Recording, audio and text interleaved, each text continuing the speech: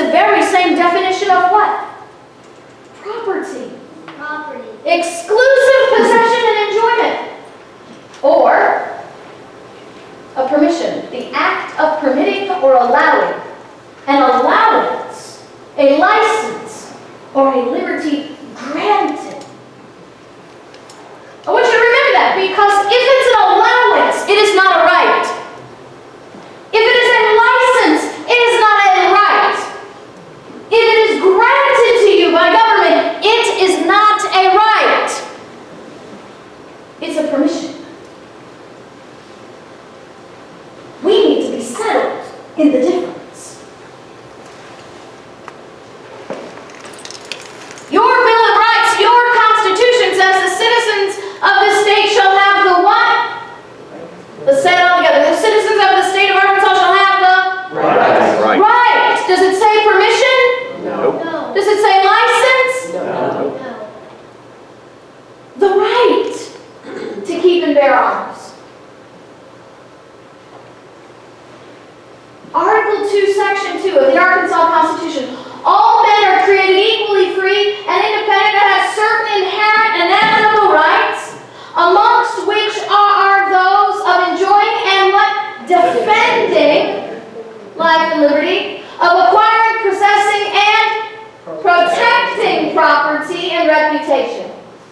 Defending and protecting. Doesn't that tie right back into this one?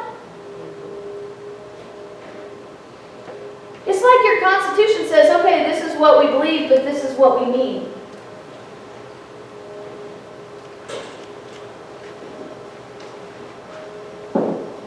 But I want to show you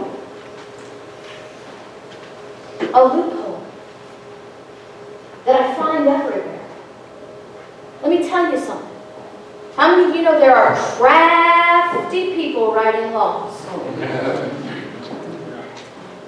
How many of you know that people in government are not real crazy about you having a free reign right to keep and bear arms? How many of you believe that there are people out there that agreed to certain laws because they know there's a back door? I want to make you aware of something that I've discovered that might help you solidify your right to keep and bear arms in the state of Arkansas. Now this is an opinion written by Attorney General Leslie Rutledge. And I came across this because I was researching your right to keep and bear arms and your laws. Your Act 746 is amazing. It is great. It is wonderful. But there are people who know there's a back door. And I want to show you that back door to take your right to keep and bear arms. And I found this because of her statement. She says, any person who carries a handgun should be aware that a law enforcement officer might lawfully inquire into that person's purpose. If you have a right to keep and bear arms, to conceal carry, or to open carry, and you don't need a license or a piece of paper of permission, but you must defend your intent without probable cause. What happens to that whole idea of your being the right to doing that? If law enforcement can look at you and automatically assume that you are committing a crime, it's called probable cause, and come to you and question you simply because you are carrying a firearm, and that now is probable cause that you're a suspect, how does that affect how he thinks your right actually works? Now watch this. Any person who carries a handgun should be aware that a law enforcement officer might lawfully inquire into that person's purpose.